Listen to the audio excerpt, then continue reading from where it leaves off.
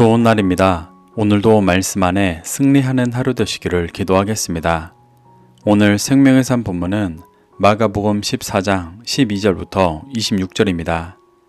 오늘 본문에서는 최후의 유월절 만찬을 준비하는 모습과 예수님께서 가룟 유다의 배신을 예고하시는 모습, 그리고 성만찬을 하시는 모습이 나옵니다. 이 구절들을 통해 하나님께서 무엇을 말씀하시는지 살펴보도록 하겠습니다. 12절입니다.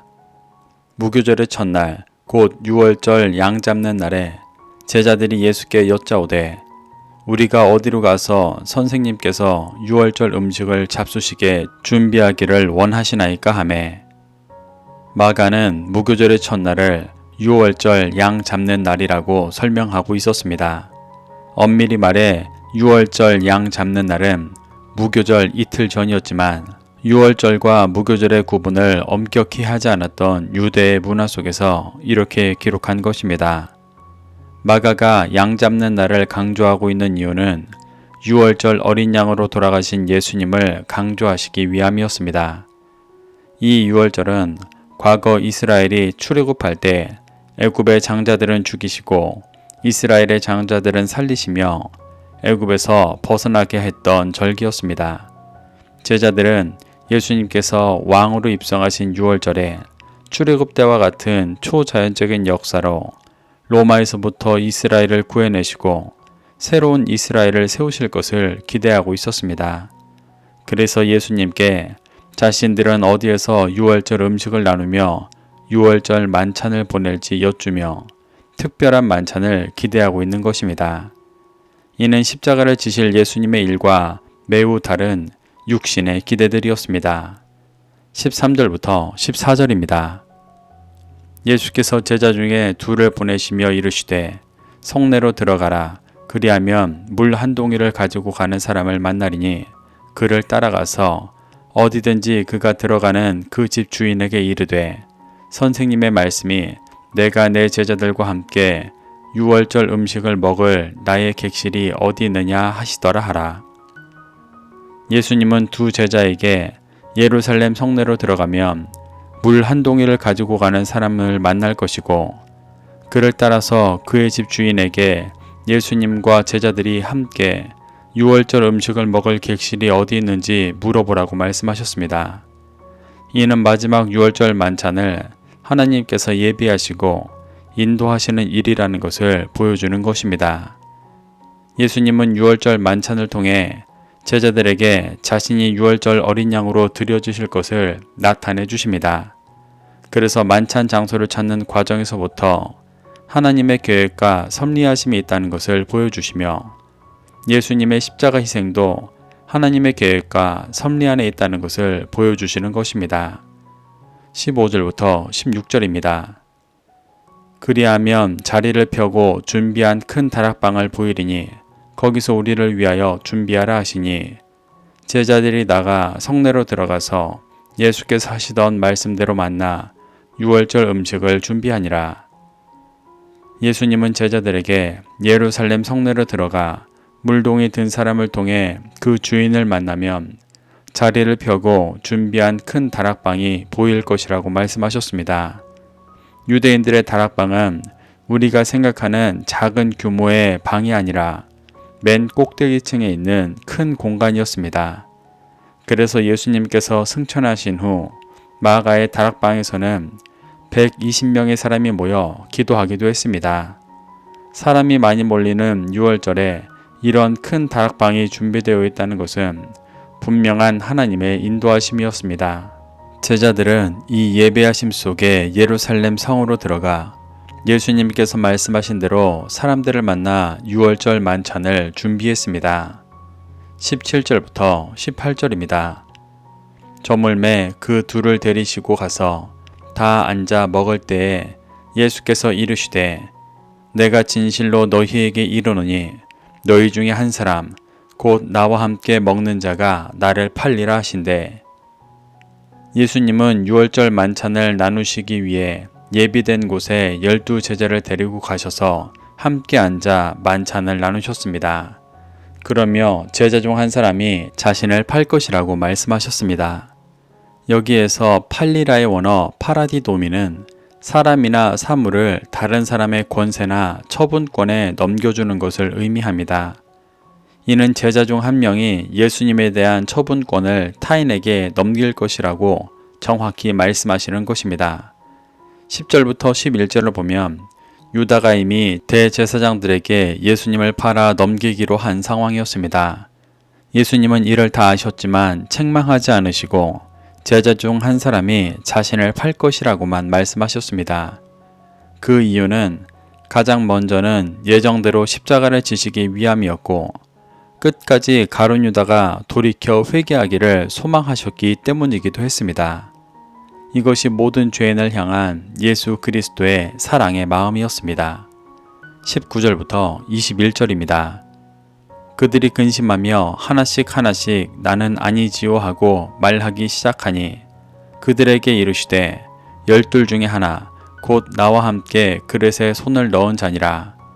인자는 거기에 대하여 기록된 대로 가거니와 인자를 파는 그 사람에게는 화가 있으리로다. 그 사람은 차라리 나지 아니하였더라면 자기에게 좋을 뻔하였느니라 하시니라. 예수님은 유다가 회개하기를 바라시며 제자 중에 자신을 팔 자가 있다고 돌려 말씀하셨지만 그는 회개하지 않았습니다. 다른 제자들이 하나씩 나는 아니지요 라고 말할 때 그 역시 뻔뻔하게 나는 아니지요 라고 말했습니다. 예수님은 나와 함께 그릇에 손을 넣는 자가 자신을 팔 자라고 말씀하십니다. 당시 유대인들은 스프에 빵을 찍어 먹기 위해 그릇에 손을 넣었기 때문에 대부분의 제자들이 예수님과 함께 그릇에 손을 넣었을 것입니다. 이는 특정인을 가리키는 표현이 아니라 18절에서 말했던 나와 함께 먹는 자가 나를 팔리라 라는 말과 같이 모여있는 제자 중에 한 사람이 나를 팔 것이다 라는 표현이었습니다. 예수님은 유다가 스스로 회개할 수 있도록 계속해서 기회를 주시는 것입니다. 하지만 유다는 끝까지 회개하지 않았습니다. 그래서 예수님은 자신을 팔 자에게 차라리 나지 아니하였더라면 자기에게 좋을 뻔하였느니라 라고 하시며 엄청난 환난과 고통을 예언하셨습니다. 이것은 저주라기보다 지금이라도 듣고 돌이키라는 예수님의 외침이었습니다. 22절입니다. 그들이 먹을 때에 예수께서 떡을 가지사 축복하시고 떼어 제자들에게 주시며 이르시되 받으라 이것은 내 몸이니라 하시고 성만찬을 하시는 예수님은 먼저 제자들에게 떡을 가지사 축복하시고 떼어 주셨습니다. 그리고 예수님은 그 떡을 내 몸이라고 말씀하십니다. 요한복음 1장 14절을 보면 말씀이 육신이 되셨다고 말합니다. 예수님께서 떼어주시는 몸은 예수님의 순전한 말씀이었습니다. 당시 유대인들은 하나님의 말씀이 아닌 사람의 계명을 따르고 있었기 때문에 십자가를 지시기 전 제자들에게 진정한 말씀을 먹여주시는 것입니다. 이는 앞으로 제자들이 그 말씀을 나누는 존재가 되어야 하는 것을 말씀하시는 것이기도 했습니다. 23절부터 24절입니다. 또 잔을 가지사 감사기도 하시고 그들에게 주시니 다 이를 마시매 이르시되 이것은 많은 사람을 위하여 흘리는 나의 피 곧 언약의 피니라. 떡을 떼시며 진리의 말씀을 먹이신 예수님은 두 번째로 잔을 가지사 감사 기도를 하시고 제자들에게 포도주를 나누셨습니다. 예수님은 그 포도주는 많은 사람을 위하여 흘리는 나의 피, 곧 언약의 피라고 말씀하셨습니다. 많은 사람을 위하여 흘리는 나의 피란 십자가에서 대속 제물로서 모든 죄인들의 죄를 사하시기 위해 피 흘려 돌아가신 모습을 말씀하시는 것입니다. 또 언약의 피라는 것은 출애굽기 24장 8절에서 모세가 하나님과 이스라엘이 언약을 맺고 번제물로 드렸던 소의 피를 뿌리며 언약을 선포했던 모습을 보여주며 같은 의미의 새 언약을 맺는 것을 말씀하시는 것입니다. 출애굽 때 이스라엘 백성들은 하나님의 말씀을 준행하는 제사장 나라로 살아갈 것이고 하나님은 그들을 보호하시고 인도하실 것을 언약하셨었습니다. 예수님은 지금 이스라엘이 사람의 계명을 따르며 그 가치가 무너져 있기 때문에 12 제자를 통해 교회라는 새로운 제사장 나라를 세우시며 새 언약을 맺고 계신 것입니다. 히브리서 8장 10절에서는 이 언약이 말씀을 마음에 기록하는 새로운 언약이라고 말하고 있습니다. 이는 이스라엘이 붙잡고 있었던 형식과 외형에 치중된 헛된 율법과 다르게 마음에 기록된 본질적인 말씀을 행하는 진정한 언약임을 보여주시는 것입니다. 이렇게 예수님은 성만찬을 통해 12 제자를 헛된 율법에 묶이지 않고 말씀과 예수 그리스도의 구속의 피를 의지해 새 언약을 맺은 새로운 제사장 나라로 세워가고 계셨습니다. 25절부터 26절입니다. 진실로 너희에게 이르노니 내가 포도나무에서 난 것을 하나님 나라에서 새 것으로 마시는 날까지 다시 마시지 아니하리라 하시니라. 이에 그들이 찬미하고 감람산으로 가니라. 여기서 말하는 포도나무에서 난 것은 이 땅에 속한 유대교의 열매를 말하는 것입니다. 이는 형식과 외형에 치중된 헛된 율법이었고 하나님의 말씀과 다른 사람의 계명이었습니다. 예수님은 그것을 다시 마시지 않으실 것이라고 말씀하시는 것입니다.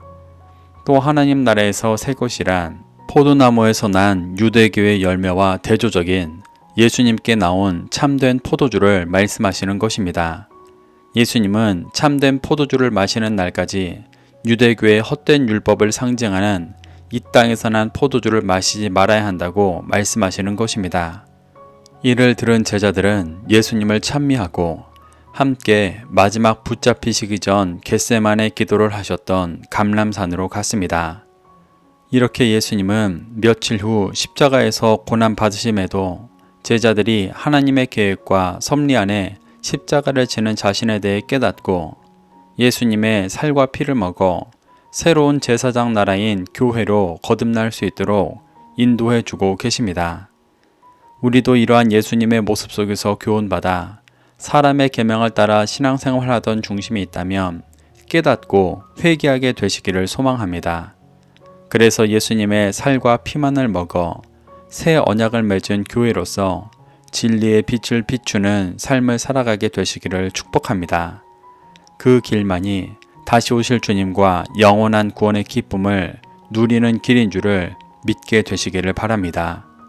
오늘도 이 말씀을 심령에 새겨 승리하는 하루 되시기를 기도하겠습니다.